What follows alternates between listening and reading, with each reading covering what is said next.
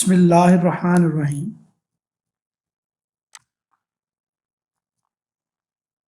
Scalar or dot product. There are two different kinds of products of vectors. First one is called the scalar product, another one is called the vector product. ये scalar product और vector product दो different किस्म की products क्यों बनाई गई vectors के लिए, उसकी एक रीजन है। बुनियादी रीजन ये है कि दुनिया में जो रियल फिनोमिना होते हैं, जहां वेक्टर्स आपस में एक दूसरे से इंटरेक्ट करते हैं, तो उन वेक्टर्स की इंटरेक्शन के नतीजे में रिजल्ट में या तो स्केलर क्वांटिटी आती है या वेक्टर क्वांटिटी आती है।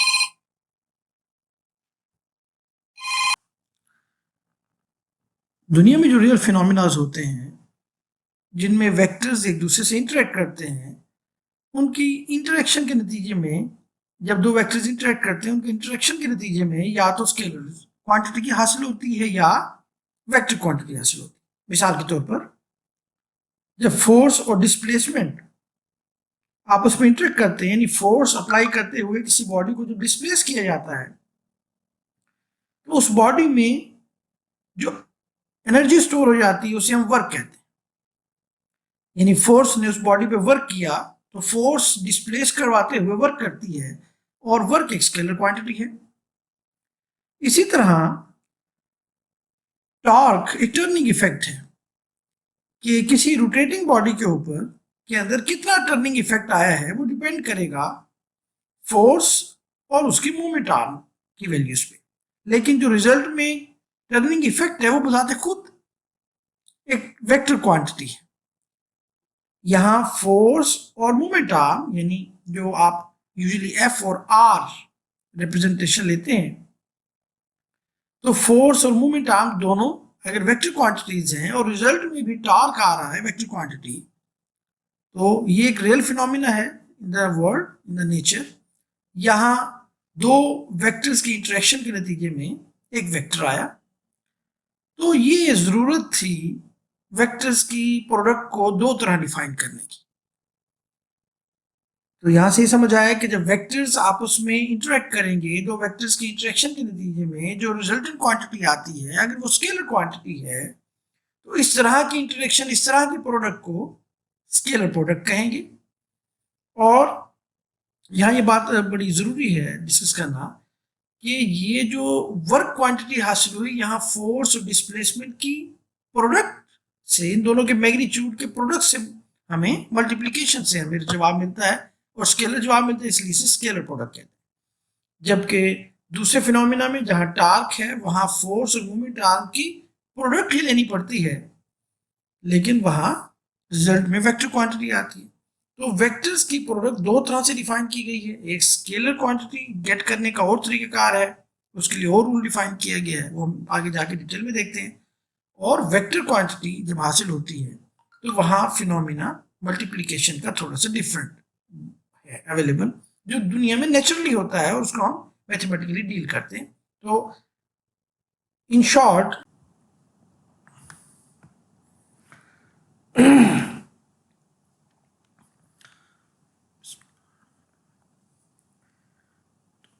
ये बात कवर होती है, हम ये कह सकते हैं कि प्रोडक्ट ऑफ वेक्टर्स जो है वो दो तरह की होती है, एक स्केलर प्रोडक्ट और एक वेक्टर प्रोडक्ट। अब हम स्केलर प्रोडक्ट को डिटेल से देखते हैं। स्केलर प्रोडक्ट उस प्रोडक्ट को कहते हैं, वेक्टर्स की उस प्रोडक्ट को कहते हैं जिसमें दो वेक्टर्स को आपस में मल्टीप्लाई करने के बाद जो रिजल्ट हासिल हो वो स्केलर क्वांटिटी हो, ऐसी प्रोडक्ट को स्केलर प्रोडक्ट कहते हैं।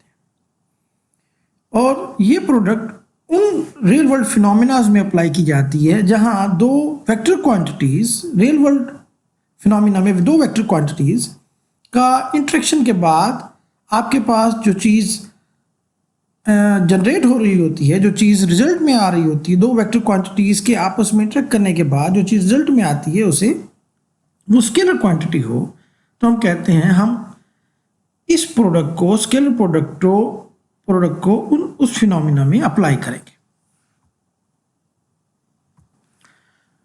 हम ये कह सकते हैं कि प्रोडक्ट ऑफ वेक्टर्स दो तरह की होती है, स्केलर प्रोडक्ट और वेक्टर प्रोडक्ट। अब हम स्केलर प्रोडक्ट को डिटेल से देखते हैं। स्केलर प्रोडक्ट वो फिनोमिना है जिसमें हम दो वेक्टर्स को मल्टीप्लाई करें और उसके रिजल्ट में स्केलर क्वांटिटी आ जाए। इस प्रोडक्ट को स्केलर प्रोडक्ट कहते हैं।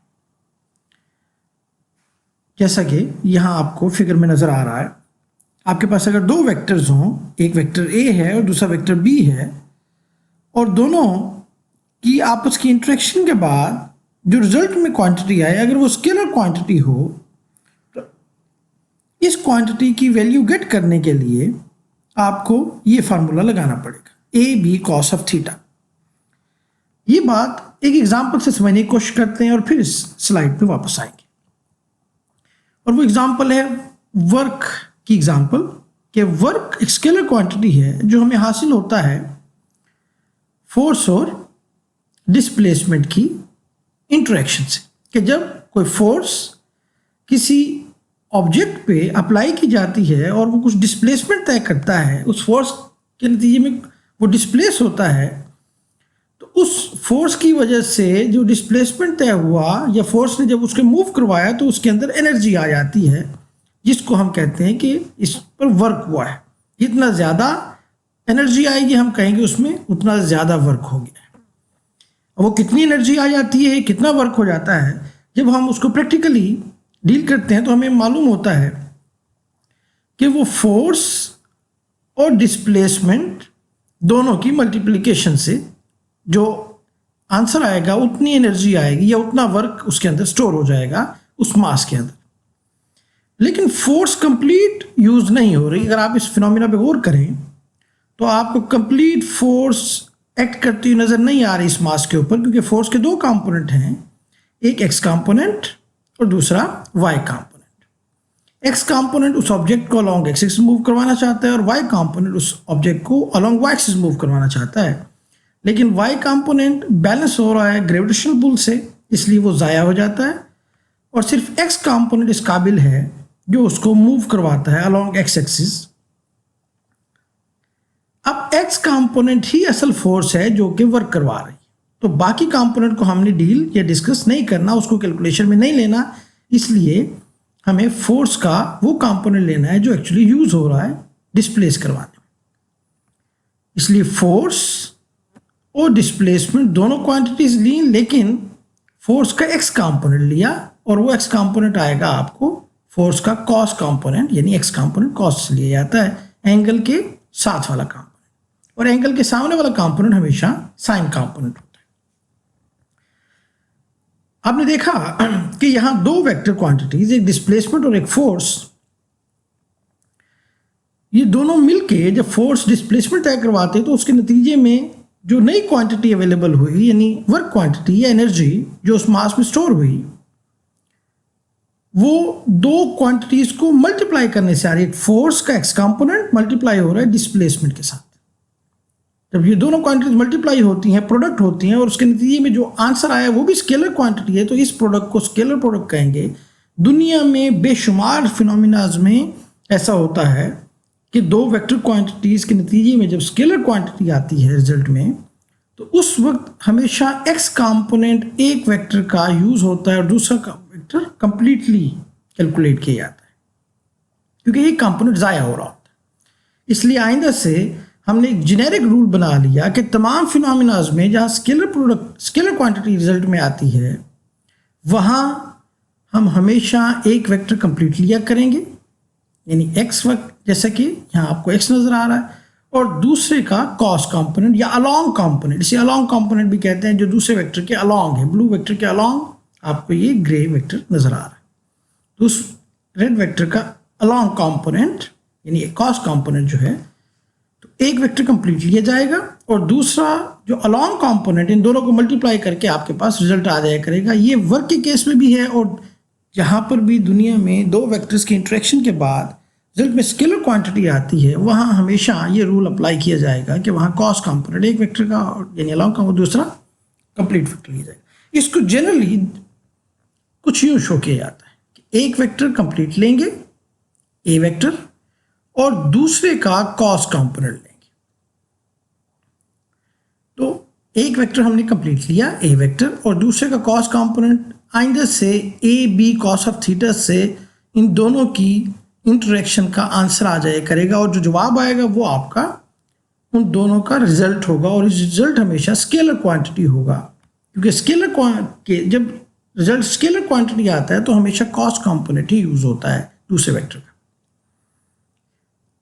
ये कुछ यूं भी किया जा सकता है, मैथमेटिकली सेम रहेगा। आप बी वेक्टर कंप्लीट ले लें जैसा कि आपको यहां नजर आ रहा है, और ए का कॉस कंपोनेंट, क्योंकि कॉस ऑफ थीटा तो बहरहाल मल्टीप्लाई हो रहा है, दोनों के बीच एंगल तो एक ही है, फाई या थीटा जो मर्जी कह दें, यहाँ फाई। तो ए कॉस, ए और बी दोनों के मैग्नीट्यूड्स तो आपको नजर आ रहे हैं, बट कॉस लगाना जरूरी है क्योंकि वो उस एक वेक्टर का कॉस बना देता है, चाहे बी का कॉस बना लें या ए वेक्टर का कॉस कंपोनेंट बना लें जो यहां तक है, but answer will remain same, that is A B cos of phi.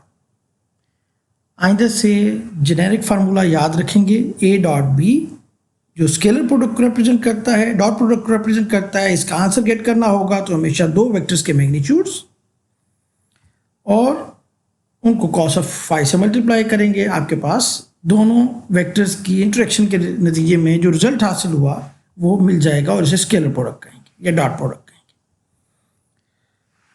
कुछ प्रॉपर्टीज देखते हैं इस प्रोडक्ट के नतीजे में। अगर आप इस रिजल्ट को जो हमने ऊपर इसी क्वेश्चन में हासिल किया, इसको ज़रा डिफरेंट केसेस में डिस्कस करें, जैसा कि अगर एंगल आपका ए और बी के दरमियान 90 हो, जैसा कि नीचे वाले केस में है, तो इट मीन्स एक वेक्टर तो कंप्लीट होगा लेकिन दूसरे का कॉस कंपोनेंट 0 होगा, क्योंकि ये कंप्लीटली परपेंडिकुलर है, कोई इसका एक्स कंपोनेंट नहीं बन रहा।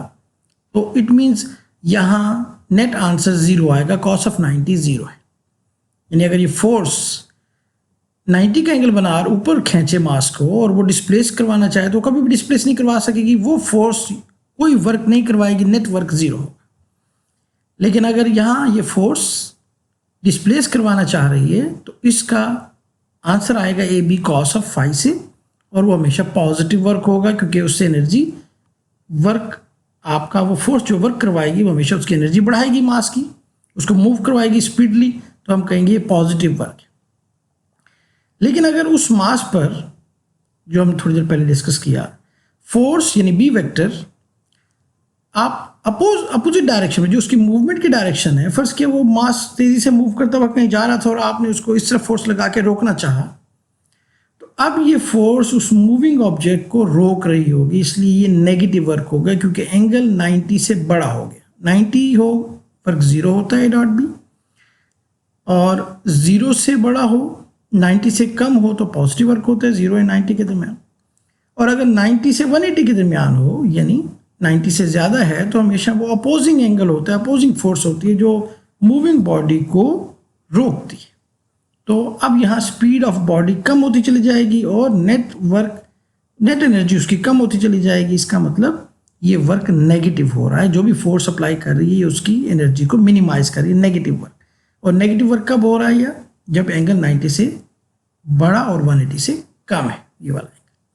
इट मीन्स डॉट प्रोडक्ट जो है वो नेगेटिव होगी अगर एंगल 90 से बड़ा होगा, पॉजिटिव होगी अगर एंगल 90 से छोटा होगा, और डॉट प्रोडक्ट 0 होगी अगर एंगल 90 होगा। उसको जैसे कि हमने कहा था, आपके पास फोर्स है, अगर वो फोर्स 10 है और आपने डिस्प्लेसमेंट 3 उस फोर्स की मदद से तय करना है, तो जो टोटल वर्क होगा वो 10 फोर्स है, डिस्प्लेसमेंट 3 है, बट एंगल फर्स्ट कर लेते हैं, एंगल इतना है कि उसका कॉस कंपोनेंट 0.6 बनता है, कॉस थीटा की वैल्यू 0.6 आती है, क्योंकि कॉस की वैल्यू हमेशा 1 से कम होती है, 0 से 1 के दरमियान या -1 से 1 के दरमियान लाई करती है, और हमारे केस में क्योंकि एंगल पॉजिटिव है फर्स्ट कर लेते हैं 0.6 आता है। तो एक्स कंपोनेंट कितना बनेगा जी? 10 का 0.6 से मल्टीप्लाई करेंगे 6 और 3 से मल्टीप्लाई करने पर 18 जूल्स बनेगा। टोटल एनर्जी जो है वो 18 जूल्स होगी इस फोर्स की मदद से, अगर आपके पास फोर्स का x कंपोनेंट 6 बन रहा है तो टोटल एनर्जी 18 जूल्स होगी। Network will be positive. कुछ और प्रॉपर्टीज देखते हैं स्केलर प्रोडक्ट के केस में। अगर आपके पास यूनिट वेक्टर हो और यूनिट वेक्टर्स आपस में डॉट प्रोडक्ट ले रहे हो, हमें पहले भी मालूम है, हमने पिछले लेक्चर में डिस्कस किया था कि यूनिट वेक्टर ऐसा वेक्टर होता है जिसका मैग्नीट्यूड 1 होता है और जो डायरेक्शन बता रहा होता है। क्योंकि इसका मैग्नीट्यूड 1 है और हमें मालूम है कि ए डॉट बी अगर हम खोलना चाहें तो A B cos of theta लिखते हैं। तो A mean I hat dot I hat, तो आई का मैग्नीट्यूड 1, आई का मैग्नीट्यूड 1 और इन दोनों के दरमियान एंगल क्या होगा? जब दो सेम डायरेक्शन के यूनिट वेक्टर्स होंगे तो एंगल उनके दरमियान कुछ नहीं, 0 एंगल है। They are along, cos of 0 1 होगा तो answer will be 1। It means I dot I भी 1 होगा, जे डॉट जे भी अगर लेंगे तो 1 होगा और के डॉट के भी 1 होगा। इसके मुकाबले में अगर यूनिट वेक्टर आई की डॉट प्रोडक्ट ली जाए जे के साथ तो एंगल 90 बनेगा, क्योंकि आई अलोंग एक्स एक्सिस को रिप्रेजेंट करता है और जे अलोंग वाई एक्सिस को। इन दोनों के में एंगल 90 बनेगा तो कॉस ऑफ 90 0 हो जाएगा। तो I dot J, J dot के और के डॉट जे डॉट के डॉट आई सब 0 के बराबर। यानी दो सिमिलर यूनिट वेक्टर्स जब भी डॉट प्रोडक्ट लेंगे तो आंसर 1 आएगा और दो डिफरेंट यूनिट वेक्टर जब भी डॉट प्रोडक्ट लेंगे तो आंसर 0 आएगा। लास्ट सिनेरियो हम डिस्कस करते हैं। अगर हमारे पास दो वेक्टर्स हों लेकिन वो उनके मैग्नीट्यूड्स गिवन ना हों बल्कि उनके कंपोनेंट्स हमें गिवन हो। वेक्टर ए का मैग्नीट्यूड और वेक्टर बी का मैग्नीट्यूड मालूम नहीं बल्कि वेक्टर ए के 3 कंपोनेंट्स मालूम है। यूजुअली होता है हमें वेक्टर्स कंपोनेंट्स की शक्ल में दिए हुए होते हैं। इसी तरह बी वेक्टर के भी कंपोनेंट्स मालूम है और कहा जाए कि इन दोनों की डॉट प्रोडक्ट लें। अगर मैग्नीट्यूड मालूम होंगे तो फार्मूला सेम रहेगा, ए मैग्नीट्यूड बी मैग्नीट्यूड और कॉस ऑफ थीटा। लेकिन यहाँ तो मैग्नीट्यूड्स ए और बी के गिवन नहीं है बल्कि कंपोनेंट्स गिवन हैं, तो फिर इनकी मल्टीप्लिकेशन के लिए हम सिंपल प्रोसीजर अप्लाई करते हैं कि एक वेक्टर कंपोनेंट्स की शक्ल में, बी वेक्टर भी कंपोनेंट्स की शक्ल में, इन दोनों की मल्टीप्लिकेशन डॉट प्रोडक्ट कैसे होगी? पहले आप ए एक्स को तमाम से मल्टीप्लाई करेंगे, ए एक्स बी वाई और ए एक्स बी जी। फिर ए वाई को पकड़ेंगे, ए वाई बी एक्स, ए वाई बी वाई और ए वाई बी जी। और इसी तरह फिर ए जी को पकड़ेंगे और ए जी बी जी, बी एक्स ए जी बी वाई और ए जी बी जी, और तमाम के यूनिट वेक्टर्स भी साथ साथ लिखते चले जाएंगे। अब चूंकि डॉट प्रोडक्ट जो है स्केलर क्वांटिटी तो बाहर लिख सकते हैं, ए एक्स बी एक्स तो नंबर्स हैं, तो बाहर आ जाएंगे। जो वेक्टर्स हैं एक्चुअली वो यूनिट वेक्टर्स हैं, तो वेक्टर वेक्टर से डॉट प्रोडक्ट हो जाएगा। नंबर्स को तो बाहर लिख सकते हैं क्योंकि ए एक्स एक वैल्यू होगी, नंबर होगा, नंबर्स को तो बाहर लिख सकते हैं। वेक्टर वेक्टर से डॉट प्रोडक्ट लेगा। आई डॉट आई सिमिलर यूनिट वेक्टर जो यहाँ है या ये डॉट जे है या के डॉट के, इनकी वैल्यू 1 हो जाएगी और बाकी तमाम क्या हो जाएंगे? 0 हो जाएंगे, क्योंकि दो डिफरेंट यूनिट वेक्टर्स की डॉट प्रोडक्ट 0 होती है। तो नेट रिजल्ट जो हमारे पास आएगा वो आएगा A dot B is equal to A x B x, और आई डॉट आई तो 1 हो गया था, जे डॉट जे भी 1 हो गया था और के डॉट के भी 1 हो गया था। आइंदा से याद रखेंगे जब दो डिफरेंट वेक्टर्स गिवन हो और कंपोनेंट्स की शक्ल में गिवन हो तो उनकी डॉट प्रोडक्ट लेना बहुत आसान है कि जस्ट उनके कोरेस्पॉन्डिंग एक्स कंपोनेंट्स को आपस में मल्टीप्लाई करेंगे, वाई कंपोनेंट्स को आपस में मल्टीप्लाई करेंगे और जी कंपोनेंट्स के मैग्नीट्यूड को आपस में मल्टीप्लाई करेंगे और कोई यूनिट वेक्टर नहीं लिखेंगे और इन तमाम का सम ले लेंगे। तो आपके पास जो आंसर आएगा, जो वैल्यू आएगी वो स्केलर वैल्यू, उसका रिजल्ट होगा उस स्केलर प्रोडक्ट का या डॉट प्रोडक्ट। तो ये फार्मूला याद रखेंगे, तो वेक्टर्स की dot product in case of components are given. Thank you. और लास्ट में एक हज़रत पाक सल्लल्लाहु अलैहि वसल्लम की हदीस का तज़किरा करते चलें कि मेरी आँखों की ठंडक नमाज में है। तो प्लीज़ अल्लाह ताला के फरमान और हुजूर के फरमान के आगे हमेशा अपने आप को फॉलोअर बनाना चाहिए। और दूसरी हदीस शरीफ में है, वक्त पर अदा की हुई नमाज अल्लाह को तमाम अमाल में ज़्यादा महबूब है। Thank you students, keep continue watching the lecture videos. Thank you.